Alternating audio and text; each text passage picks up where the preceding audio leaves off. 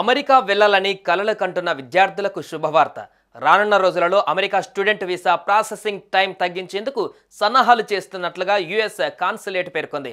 Student వీసాల ఇంటర్వ్యూల కోసం వేచి ఉండే సమయం 10 రోజులకు మించకూడదన్నదే తమ లక్ష్యమని హైదరాబాద్లోని అమెరికా కాన్సులేట్లో కాన్సులర్ చీఫ్ రెబెకా డ్రామే తెలిపారు. విద్యార్థులకు వీసాలపైన ఎలాంటి పరిమితి లేదని, ఎంతమంది వచ్చినా స్వాగతిస్తామని ఆమె వెల్లడించారు. కాన్సులేట్ బృందంతో కలిసి ఆంధ్రప్రదేశ్లో తొలిసారి అధికారిక పర్యటన చేసిన కాన్సులర్ చీఫ్ రెబెకా డ్రామే ఈ వివరాలను తెలియజేశారు.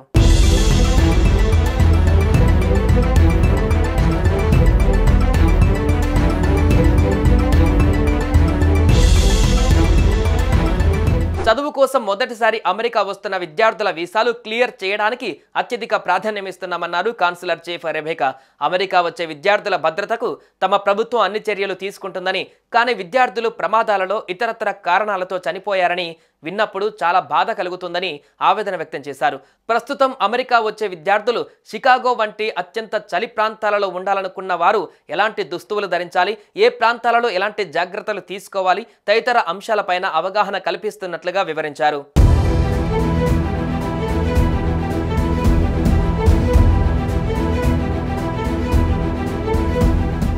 విద్యార్థి వీసాలు ఇచ్చేది అమెరికాలో చదువుకోవడానికే. అలా చదువుకుంటున్న విద్యార్థులు ఉద్యోగంలో అనుభవం సంపాదించి చదువు పూర్తయ్యాక స్వదేశానికి తిరిగి వెళ్లి మంచి ఉద్యోగాలలో స్థిరపడాలన్న లక్ష్యంతో ఓపీటీ పెట్టామన్నారు. 2023-24లో ఓపీటీ పైన ఉన్న విద్యార్థులు 97,556 మంది. అంతకుముందు ఏడాది కంటే ఇది 41% ఎక్కువన్నారు.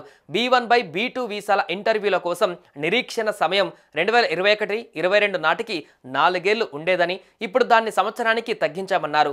రానున్న రోజులలో ఆ సమయం మరింత తగ్గించేందుకు ప్రయత్నిస్తున్నామని తెలిపారు.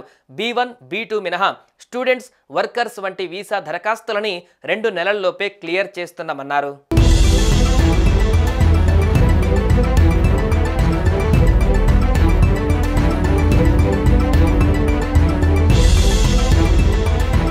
హైదరాబాద్లోని కాన్సులేట్లో ఇంగ్లీష్, తెలుగు క్షుణ్ణంగా తెలిసిన అనువాదకుల్ని నియమిస్తున్నట్లుగా హైదరాబాద్ కాన్సులర్ చీఫ్ రెబెకా డ్రామే తెలిపారు. అమెరికా అధ్యక్షుడిగా డొనాల్డ్ ట్రంప్ బాధ్యతలు చేపట్టాక H1B వీసాల విధానం ఎలా ఉంటుందన్న అంశంపై ఇప్పుడే స్పష్టత ఇవ్వలేమన్నారు.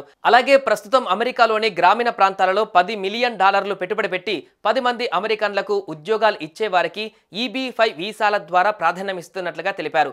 అమెరికాలో ఎలా చదువుకోవాలి, మంచి యూనివర్సిటీని ఎలా ఎంచుకోవాలి, వీసాలకు ఎలా దరఖాస్తు చేయాలి వంటి అంశాలపై అవగాహన కల్పించేందుకు కాలేజీలలో అవుట్ రీచ్ ప్రోగ్రామ్స్ నిర్వహిస్తున్నట్లు వివరించారు.